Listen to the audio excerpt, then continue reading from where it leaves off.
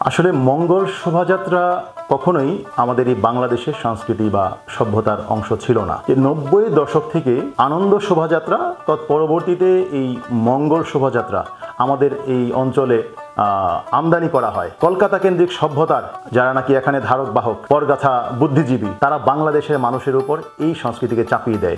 দেবদেবী, পেঁচা, হাতি ঘোড়া কখনোই আমাদের বৈশাখের অনুষঙ্গ কখনোই ছিল না।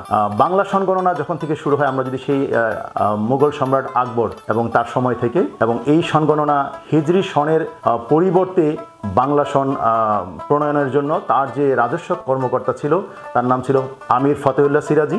তাকে বলে যে এখানকার মানুষের যে খাজনা পরিশোধ সেটি হিজরি গণসংগণনার সাথে সামঞ্জস্যপূর্ণ নয়, বিধায় বাংলা গণসংগণনা প্রণয়নের জন্য তিনি নির্দেশ দেন।